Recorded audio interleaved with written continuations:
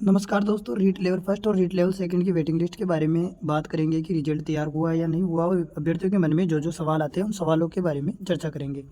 सवाल आते हैं कि क्यों अभी तक क्यों वेटिंग लिस्ट जारी नहीं हो रही है, कितने पदों पर जारी होगी, अगर इस महीने नहीं आई वेटिंग लिस्ट तो उसका क्या परिणाम होगा, पद 212 है या इससे अधिक है और डाटा आने के बाद भी चयन बोर्ड इतना समय क्यों ले रहा है।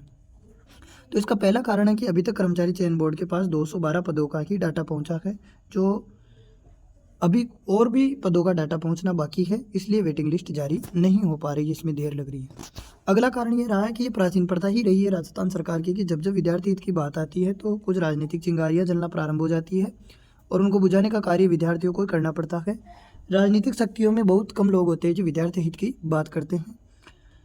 अगली बात है कि पदों की अगर बात करें 577 मूल पद है और 212 पदों का डाटा जो है कर्मचारी चयन बोर्ड के पास पहुंच गया है, लेकिन ये सच्चाई है कि वेटिंग लिस्ट 1000 पदों से अधिक जारी होगी और उसके बाद मूल पद ऐड किए जाएंगे।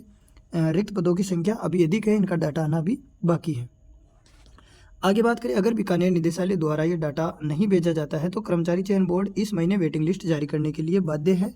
इसलिए फिर कर्मचारी चयन बोर्ड मूल पद और जितना डेटा उनके पास पहुंचा है उन पदों पर वेटिंग लिस्ट जारी कर देगा।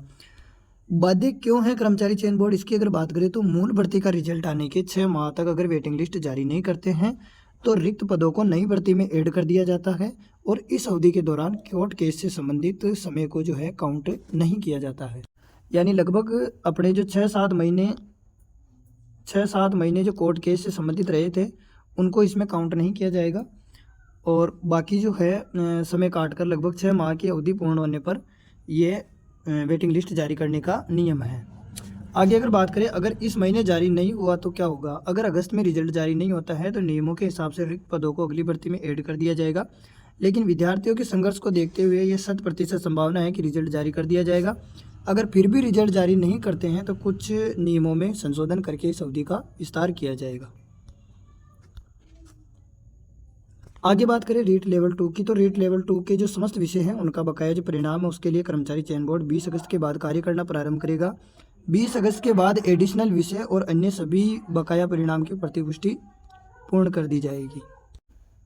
तो लगभग 1000 प्लस 577 यानी 1500 से अधिक पदों का परिणाम जारी होने की पूरी संभावना है। तैयार रहे और लगभग 1500 घरों को खुशखबरी मिलने वाली है। धन्यवाद दोस्तों, जुड़े रहे चैनल के साथ।